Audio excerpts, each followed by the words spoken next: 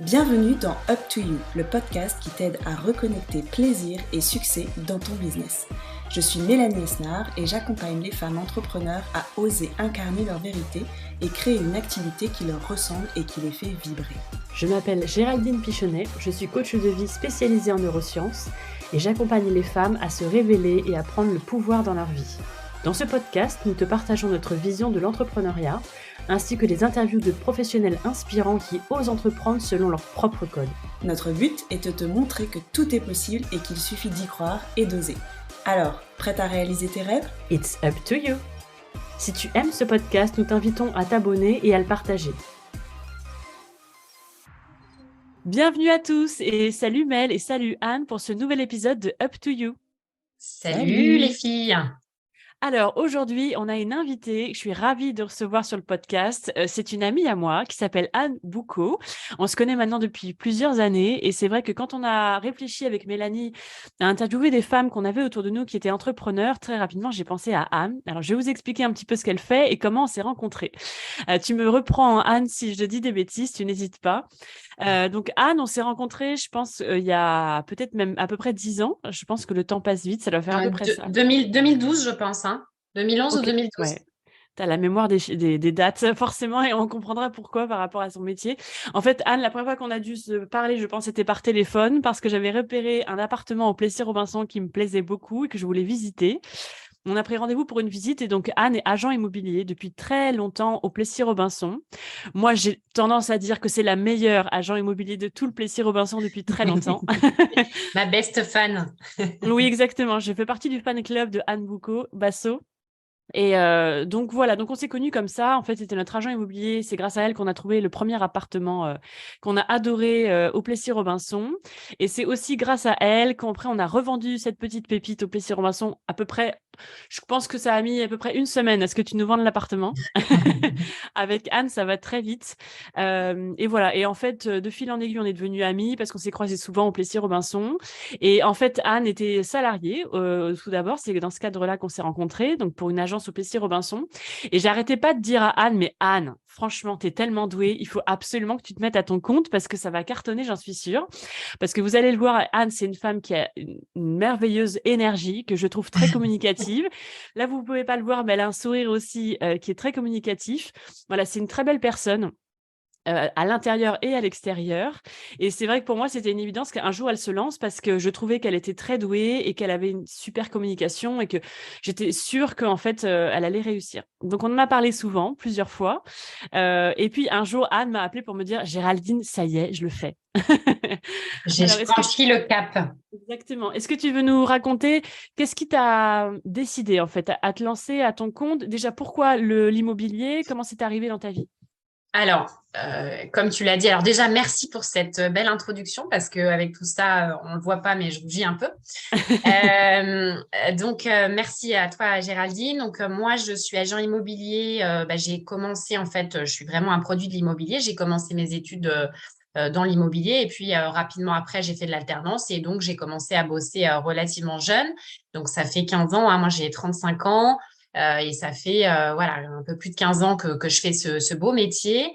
Ce qui m'a toujours animée, c'est le contact, un métier où on bouge beaucoup, qui est jamais les journées ne se ressemblent pas. Donc je trouve que c'est un très très beau métier qui encore aujourd'hui me passionne toujours autant. Et donc pour répondre à ta question, donc moi j'ai au niveau de mon parcours, j'ai fait de l'alternance. Après je suis restée quasiment 10 ans salariée dans une agence. Et ensuite, je me suis jetée dans le grand bain. Je me suis installée à mon compte en 2019, donc peu de temps après avoir revendu ton appart, Ouais. Géraldine.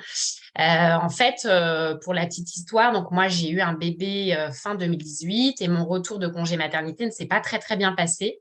Malheureusement, j'ai eu des différends avec mon boss de l'époque et c'est ce côté un peu, on va dire, malheureux, parce que c'était quand même une période triste, m'a permis de rebondir grâce à un soutien, peut-être que j'en parlerai après. Et donc, je me suis installée début 2019 pour mon plus grand bonheur, parce que je ne regrette absolument pas cette belle aventure. Ok. Et donc, je trouve ça très beau. Je voudrais revenir là-dessus parce que j'ai peur qu'après, on passe à autre chose. Parce que j'imagine que des retours de congé mat qui se passent mal, ça arrive à plein de femmes.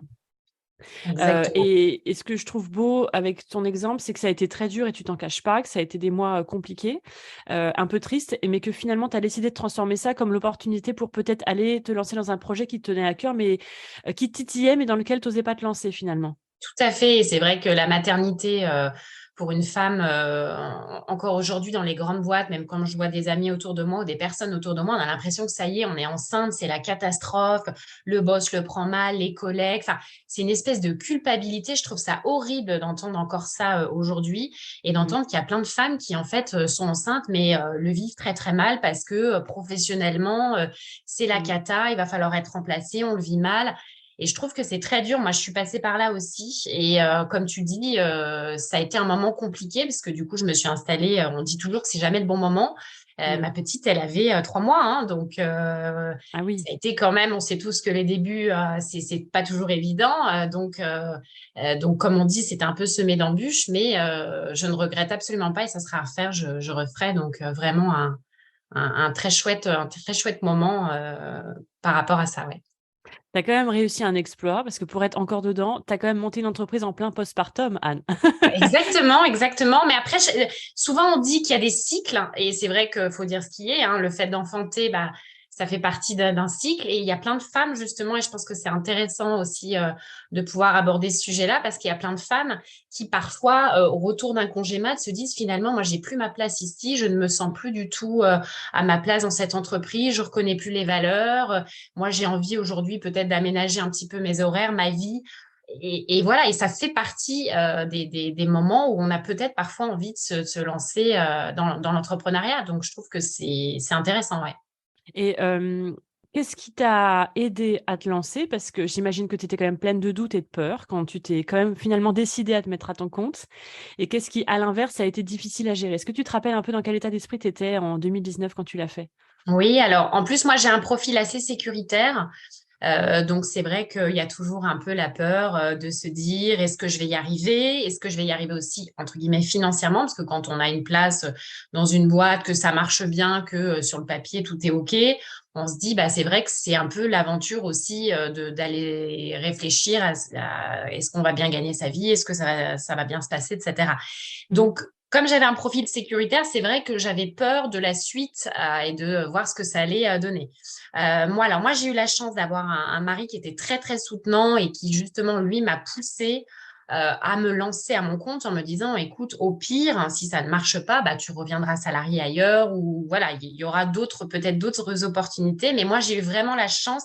Je pense que le tissu relationnel, enfin, le tissu, pardon, environnemental est important parce que quand on a un conjoint ou des amis ou une famille soutenante, ça aide beaucoup dans ces moments-là parce que bah, moi, c'est cette opportunité-là qui a fait que mon mari m'a dit, mais Anne, c'est écrit, c'est ton chemin, c'est le moment de te lancer.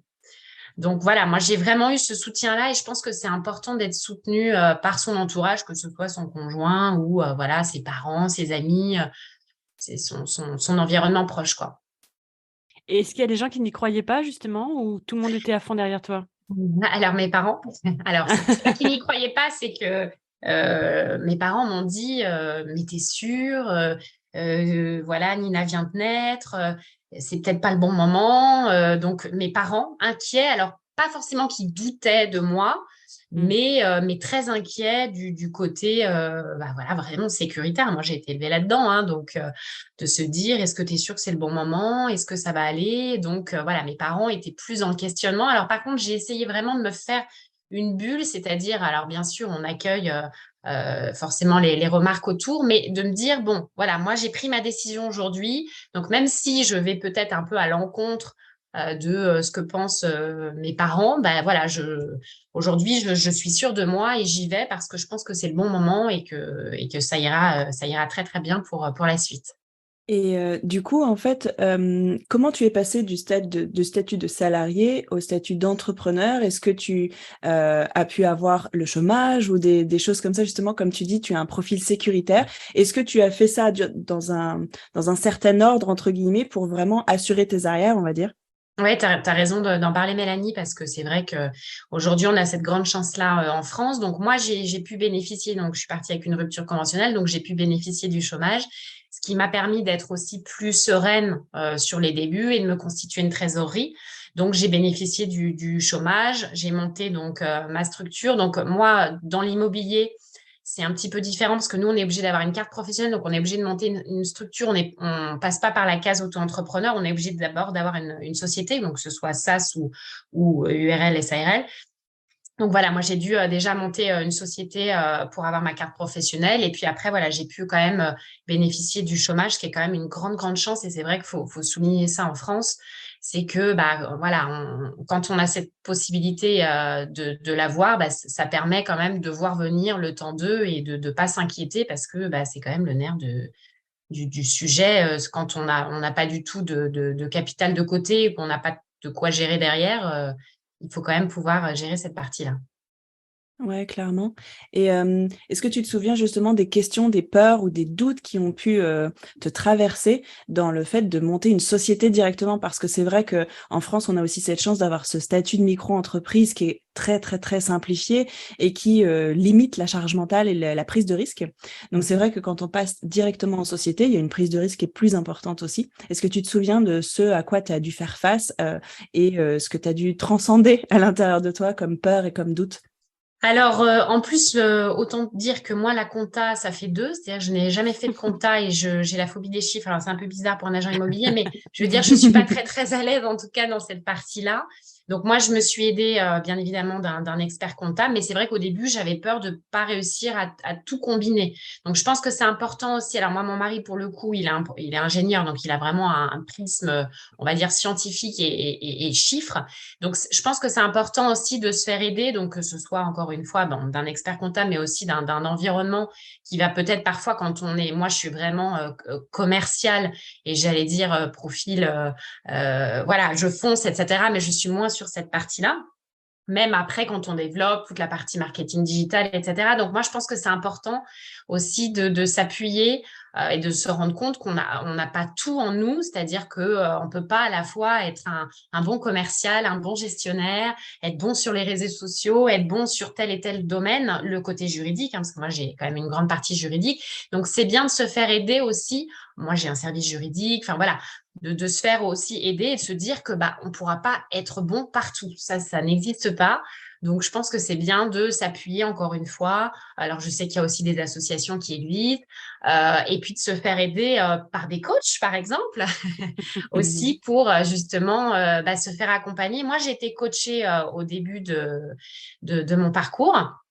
Parce que, alors moi, c'était le grand sentiment de l'imposteur, hein, ce qui est assez féminin, mais moi, je me sentais pas du tout légitime à ma place. Je me disais, voilà, être chef d'entreprise comme ça tout d'un coup, bon, je me disais, est-ce que je vais y arriver? Donc moi, en tout cas, voilà, je me suis aussi fait accompagner sur la partie coaching, donc confiance en soi, posture, etc.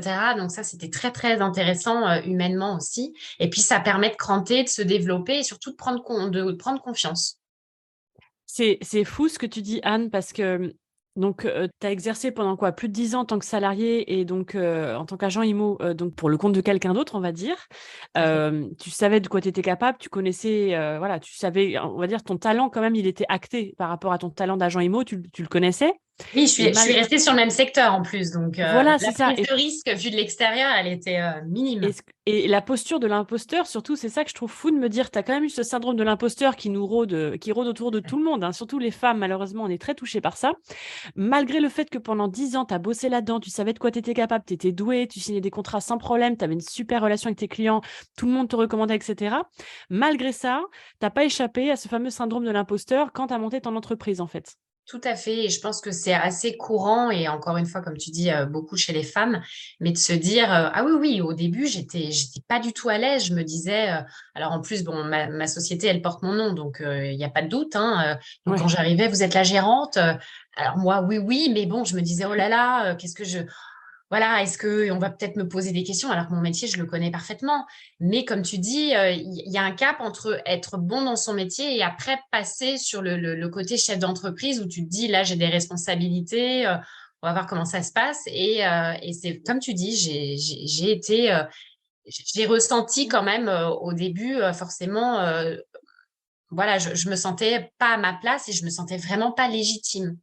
Donc, je trouve que moi, j'ai une coach qui était vraiment super, qui m'a apporté beaucoup. J'ai fait aussi beaucoup de formations de développement personnel pour justement évoluer. C'est très important de bien se connaître, je pense, justement, ses points forts et puis c'est moins, parce qu'on en a tous, pour justement pouvoir bien m'adapter à toutes les situations. Et en tant que chef d'entreprise, se dire, là-dessus, je suis à l'aise et puis peut-être là-dessus, je me fais aider pour justement évoluer. Et je trouve que c'est de là toute la richesse aussi d'être à son compte parce que moi, j'avais l'impression aussi d'avoir fait un petit peu le tour de la question quand j'étais salariée. D'ailleurs, tu le disais, Géraldine, dans l'introduction, mais c'est vrai que moi, on me le disait beaucoup, mais pourquoi vous vous installez pas? Et c'est vrai que là, le fait d'être aussi à son compte, on vit la vie dont on a envie et on évolue, je trouve, beaucoup. Et ça, je trouve que c'est très, très intéressant. Ouais, mais c'est vrai qu'avec Mélanie, on dit souvent que de toute façon, l'entrepreneuriat, c'est un vrai travail sur soi, en fait, en permanence, parce qu'on se remet en question, on apprend à se connaître, à voir les choses qu'on aime un peu moins chez soi. En fait, tu es obligé de faire un travail sur toi quand tu es à ton compte, et en tout cas, que tu tiens à ton entreprise et que tu veux que ça avance. Mais tu te remets en question en permanence, en fait, c'est Ouais, vrai. tout à fait. Et moi, ce qui m'a énormément, énormément plu, c'est le côté aussi indépendance. Et je trouve que ça fait vraiment partie de l'entrepreneuriat, de pouvoir se dire, on aménage sa vie comme on l'entend. Et je trouve que c'est une énorme force aujourd'hui.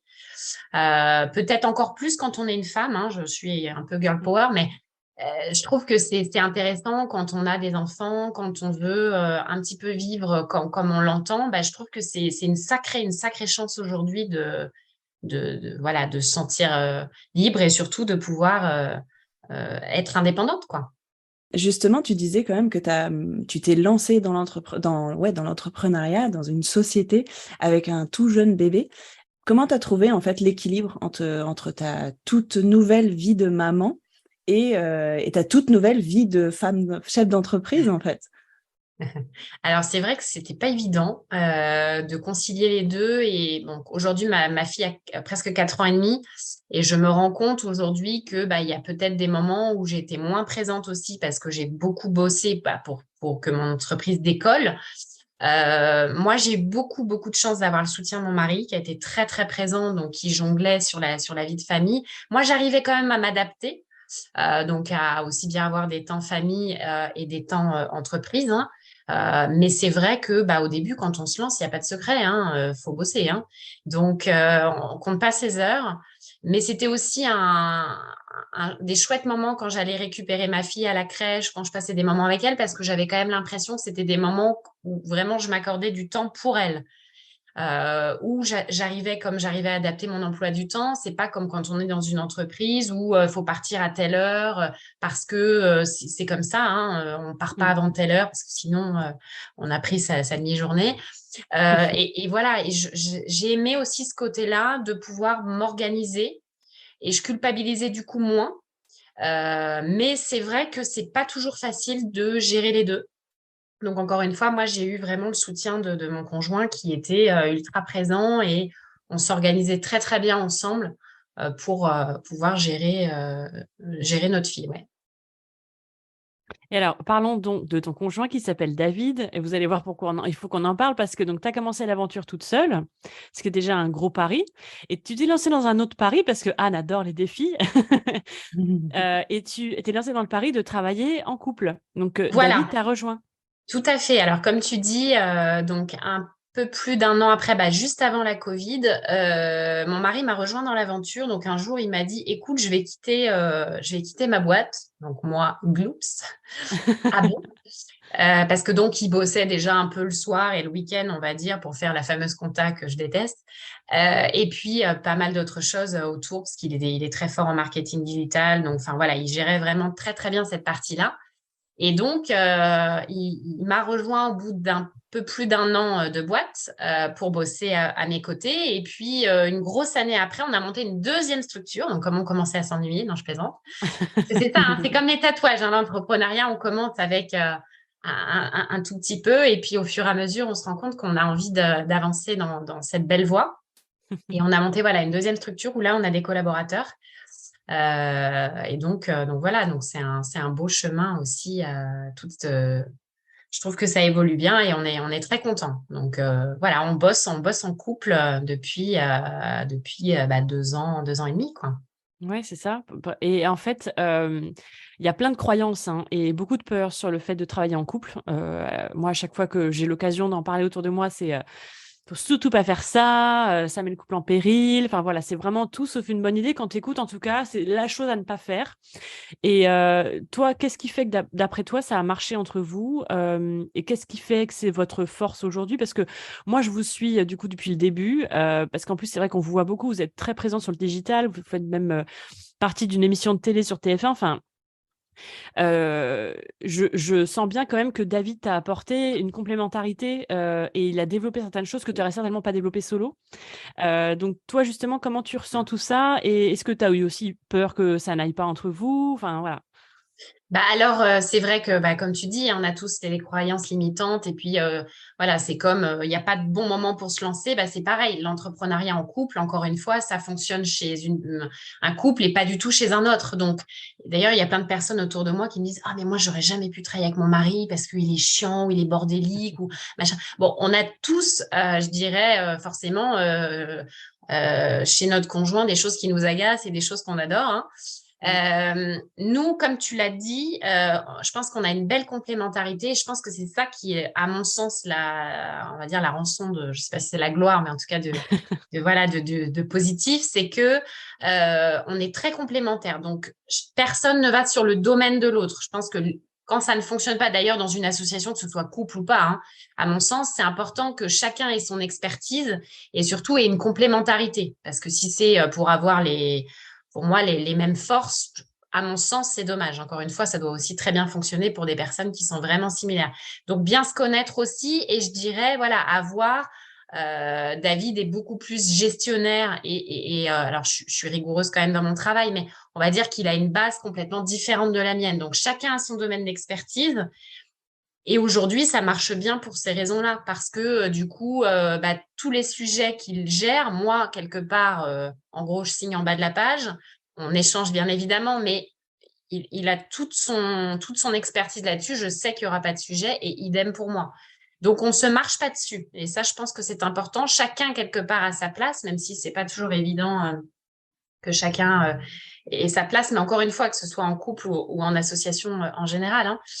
Donc voilà, chacun a sa place et du coup, ça fonctionne bien. Et comme tu l'as dit, ça a été une vraie force pour moi parce qu'il a donné voilà, une impulsion aussi à la société sur plein de sujets. Donc voilà, comme tu dis, on est consultant officiel d'une émission, on fait une pub d'ailleurs partout où je vais, on me dit: «Oh là là, on vous voit partout». C'est grâce à lui, quoi. Donc c'est chouette aussi. Je trouve que c'est une belle aventure. Alors, on nous dit: «Ça va, vous parlez pas trop boulot». Ah bah, c'est sûr, on parle boulot, hein, mais on arrive quand même à s'accorder d'autres moments et puis, je trouve que c'est d'avoir aussi un projet commun, parce qu'il y a plein de couples qui s'éloignent pour diverses raisons. D'avoir un projet commun, ça peut renforcer aussi et je trouve qu'on partage en dehors de tout ce qu'on partage, on partage aussi ça donc c'est voilà, c'est une belle expérience. Ouais, c'est beau. Et en fait, moi, ça me donne l'impression que c'est un peu comme en fait, on dit beaucoup qu'une entreprise, c'est un peu comme un bébé. Et finalement, c'est vrai que c'est comme si, vous partagiez un bébé supplémentaire ensemble, donc quelque part, forcément, ça vous, c'est challengeant, mais en même temps, ça peut vous rapprocher. Et puis, c'est un peu comme si on disait, parce que c'est vrai qu'on parle beaucoup de: «Ouais, mais j'espère que du coup, enfin, j'imagine que c'est les couples qui en parlent beaucoup ensemble». Mais tu vois, là, je me disais, c'est comme si on vous disait: «J'espère que quand vous êtes tous les 2 vous parlez pas trop de Nina». Bah si, c'est notre fille, bien sûr qu'on Bien en sûr. parle, mais parce qu'on l'aime et qu'on se soucie pour elle. On parle pas que de Nina quand on est ensemble, mais on en parle. Donc c'est vrai que je pense aussi que pour l'entreprise, c'est pareil. C'est sain aussi Mmh. d'en parler, en fait, parce Bien que sûr. vous l'aimez tous les 2 cette entreprise, vous voulez la voir grandir, vous voulez ce qu'il y a de mieux pour elle. Mais voilà, encore une fois, il faut trouver l'équilibre entre, parler que de ça et en parler à juste dose, quoi. Exactement. Bah, après, il y a plein de gens qui disent que justement, il faut pas que l'entreprise soit considérée comme un bébé, mais finalement, si, parce que quand c'est son projet, on le voit vraiment comme une naissance, quoi. Mmh. Et c'est comme quand tout enfant grandit, il nous en fait baver. Bah, une entreprise, c'est pareil, hein. Il y a plein de sujets sur lesquels au fur et à mesure, on évolue, on comprend. Enfin, c'est une très très belle expérience, hein. OK. Dans votre expérience justement d'entrepreneur à deux ou même toi toute seule, c'est quoi ton plus beau souvenir, ta plus belle fierté, ta plus belle victoire, ta plus grande victoire et ton plus grand raté, entre guillemets, ton plus grand échec que tu as pu traverser et comment tu les as traversés? Alors, je dirais que ma plus grande victoire, je pense que c'est la première fois que j'ai posé mon panneau vendu Bouco. Donc, je m'appelle Anne Bouco, hein, et donc Bouco Immobilier. Donc ça a été un super beau moment, un peu d'émotion, parce que je me suis dit, ça y est, c'est mon premier bien vendu avec mon nom. Donc, c'était chouette. J'ai aussi un très beau souvenir récemment, c'est que j'ai été élue meilleure agence de l'année région Île-de-France. Donc, j'ai concouru sur un concours où on était, je ne sais plus, 500 ou 600 agences à candidater. Et donc, moi, j'ai eu le prix de l'agence de l'année Île-de-France. Donc, ça, c'était quand même une belle fierté parce qu'on se dit que, mine de rien, on bosse beaucoup, c'est très dur, il y a des pleurs, il y a des rires, mais il y a aussi beaucoup, beaucoup de travail. Et on passe par forcément plein de phases. Et donc, ça a été un très bon moment parce que j'ai été récompensée, entre guillemets, du dur labeur. Et c'était vraiment chouette. Donc, en plus, je m'y attendais pas du tout à avoir ce prix, enfin, à cette place-là, on va dire. J'ai eu aussi le 3e prix national au féminin. Donc, c'est pareil, Ah j'étais très oui, fière en tant que femme. Bah oui, hein. Ouais, Donc, félicitations. voilà, j'étais hyper fière. Donc, je pense que ça fait partie de mes fiertés. Après, il y a certainement d'autres moments aussi. Alors, surtout aussi au niveau des témoignages, des avis clients, des retours que j'ai. Quand je reçois des messages ou même j'ai reçu des cadeaux de clients qui m'ont dit c'est grâce à vous. Bon, c'est vrai que l'immobilier, ce qui est très plaisant, c'est que nous, on loge des familles donc pour des beaux projets, etc. Donc, il y a tout ce côté gratifiant. Donc ça, je pense que c'est vraiment mes plus belles fiertés. Quand on me dit, Anne, vous avez assuré du début à la fin, c'est vrai que j'ai plutôt des bons avis clients. Donc voilà, pour moi, je suis aussi contente de recevoir un avis client que de recevoir un message d'un client qui me dit, vous avez été au top, merci pour tout. Donc ça, c'est mes plus grandes fiertés. Après, au niveau des embûches, parce qu'on en a forcément tous traversé, peut-être justement équilibre pro-perso parce que j'ai eu des moments, enfin de pas trop savoir gérer par moments. Il y a des moments où on travaille énormément et de pas bien savoir gérer parce que parfois on peut pas dire non à des clients. Donc j'ai eu des moments où j'ai énormément travaillé. Alors je pense une bonne résistance au travail et au stress, mais je cache pas que j'ai eu des périodes un peu où j'avais envie d'éteindre le téléphone et de partir à l'autre bout du monde. Donc, voilà, je pense que ces périodes-là sont pas évidentes et je pense qu'on en traverse toutes, hommes, femmes, entrepreneurs ou pas. Mais donc ça, c'est des moments pas faciles et surtout de mettre la limite pour se dire, OK, la next step, c'est burn-out, quoi. Donc, ça, c'est pas évident et je pense qu'il faut essayer de bien se connaître pour placer le curseur. Alors, je Mhm. dis ça, hein, mais je suis pas très, très douée pour faire ça. Mais je pense que c'est important de se dire qu'il y a des moments où il faut savoir couper et il faut savoir dire stop, j'en peux plus, c'est trop. Parce que moi, j'ai travaillé quasiment pendant 3 ans, 6 jours sur 7 Ah ouais. plus tous les dimanches soirs, je travaillais. Donc, j'avais à peine une journée de repos et c'est vrai que à un moment donné, le corps, il dit stop. Donc, ouais. je pense que c'est important aussi, même dans des moments où on est très fier parce qu'on réussit, parce que ça marche bien, parce que de pouvoir aussi se dire, OK, il y a des moments où stop, faut réussir à couper et à savoir dire non. Et ça, c'est un autre débat, Un autre enjeu. un autre sujet. Et c'est vrai que moi, Anne, on s'avait parlé plusieurs fois au téléphone et j'ai eu l'impression aussi, ça doit pas être évident quand tu bosses en couple ou de manière générale quand tu es avec quelqu'un, de rester connecté à ton équilibre, à toi et à ton énergie. C'est vrai que la force de David quand il t'a rejoint, c'est qu'il est arrivé avec tout son yang, j'ai envie de dire, son passage à l'action, son énergie, etc. Et j'ai eu l'impression parfois que du coup, il t'a beaucoup porté et attiré vers son énergie et son envie de faire plein de choses, etc. Quitte à ce que peut-être parfois, du coup, tu aies du mal à retrouver ton énergie à toi, ton rythme à toi qui était ton équilibre, en fait, un petit peu personnel Tout à finalement. Parce fait. que c'est ça qui doit être dur à deux aussi, c'est de se dire, bah, du coup, on a envie de faire encore plus parce qu'en plus, on est deux et on se porte. Mais peut-être aussi accepter que lui, il n'a pas forcément la même énergie que toi au même Mm. moment, etc. Garder son identité, ouais, tout à fait. Et c'est vrai que, encore une fois, comme tu dis, que ce soit en couple ou en association, il faut réussir à garder, comme tu dis, son énergie. Et moi, il y a eu des moments où, par exemple, moi, je m'accorde toujours du temps pour méditer ou faire du sport. Ben, il y a eu des moments où c'est complètement passé à l'as parce que clairement, j'avais pas le temps. Et aujourd'hui, par contre, je me dis, bah non, ça, c'est mes moments à moi. Et effectivement, quand on a un conjoint ou encore une fois un associé, bah, c'est vrai qu'il faut garder quand même son rythme et son identité, ses valeurs. C'est pas toujours évident de rester, enfin, quand je dis auto-centré, enfin, rester en tout cas sur ses besoins, quoi, parce qu'on a tous des besoins. Et moi, personnellement, là, ça fait partie de mes résolutions 2023, mais en tout cas, voilà, maintenant, je mets en place des choses auxquelles je ne déroge pas et si c'est non parce que j'ai besoin d'avoir aussi du temps, pour moi, c'est important, hein, de prendre, soin de soi, et de sa famille ou de ses loisirs. Chacun après a je dirais ses petits, ses souhaits, ses besoins et je pense que c'est très, très important de garder ça, ouais. Et ce que je trouve beau, et tu me diras ton ressenti par rapport à ça, c'est que finalement David est arrivé, un peu au début homme de l'ombre, et petit à petit, le duo s'est installé, je trouve, au fur et à mesure des mois et des années qui ont passé. Donc maintenant, il y a ce duo Anne-David qui existe, et c'est vrai que je trouve ça beau aussi de se dire rien n'est jamais ancré dans le marbre, c'est-à-dire que au début, finalement, je trouve que ta particularité, c'était d'être juste toi déjà, de porter ton entreprise à ton nom, parce que voilà, encore une fois, tu es quelqu'un que je trouve très solaire, etc. Et finalement, l'aventure est passée en duo. Et maintenant, je trouve que justement, ce qui fait votre force aussi et votre particularité, c'est votre duo. Et c'est vrai que je trouve que c'est beau de me dire comme quoi les choses évoluent aussi. Tu vois, lui qui était plutôt homme de l'ombre au début, il a commencé à prendre sa place aussi un peu plus dans Ouais, la lumière avec toi. bien Et maintenant, sûr. je trouve que c'est ça qui vous caractérise, en fait. C'est de dire maintenant, c'est le duo Anne-David. Bien sûr, bien sûr. Et en plus, pour un homme, c'est encore moins facile de rejoindre l'entreprise de sa femme, surtout quand c'est elle qui porte, on va dire, à la base, le terrain, toute la production, etc. C'est moi. Donc, c'est pas évident. Et c'est vrai que David, au fur et à mesure, bon, après, il reste très souriant et commercial, donc ça passait bien. Mais c'est vrai que c'était pas évident pour lui de rejoindre, surtout quand la boîte, elle porte ton nom.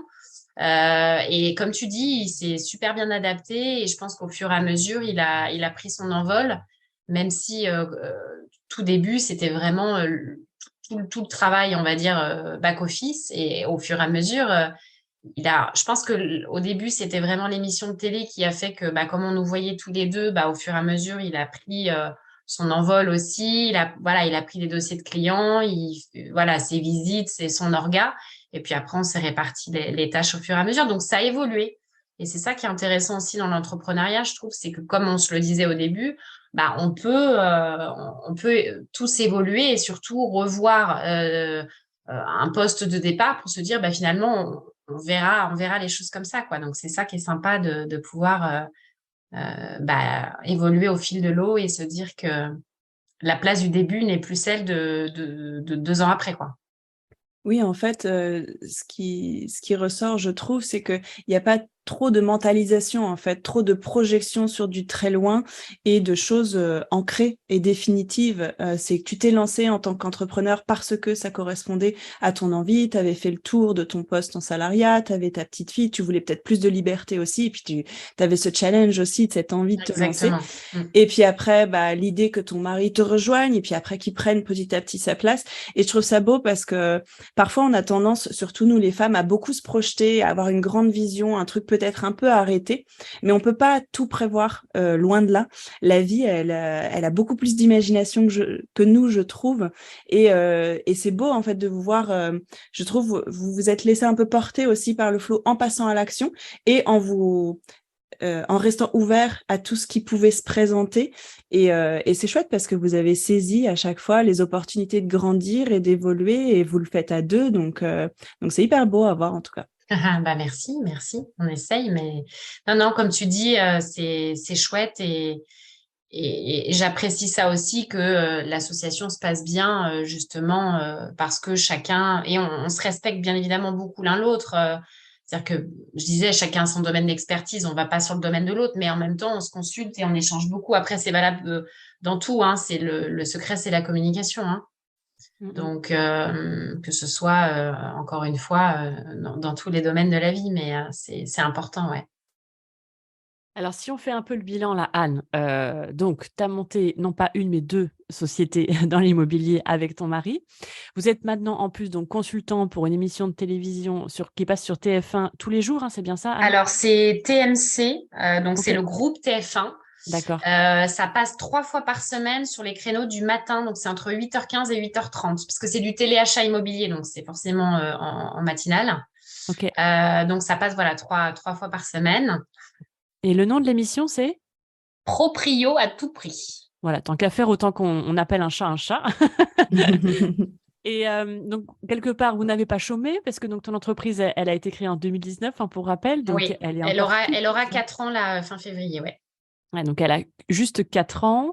Tu as déjà raflé des prix, pour ton agence, pour toi, le fait d'être agent immobilier, enfin, c'est juste incroyable.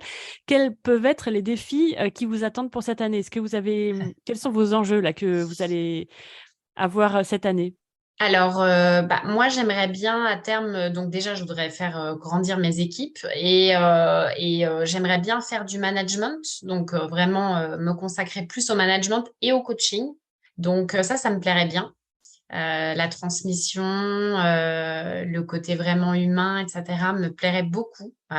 Donc voilà, ça fait partie des projets. Alors, je ne sais pas si ça sera 2023, mais on va dire 2023-2024. Donc moi, peut-être faire moins de production au fur et à mesure, moins de terrain, et puis voilà, pouvoir me consacrer à ça par la suite. On espère recandidater pour 2023 du coup pour être élu meilleure agence de l'année. On verra bien si continuer là-dessus, et puis voilà, continuer nos projets de réseau, voilà, moi je fais partie d'un groupe d'entrepreneurs, enfin de continuer dans cette lancée, quoi.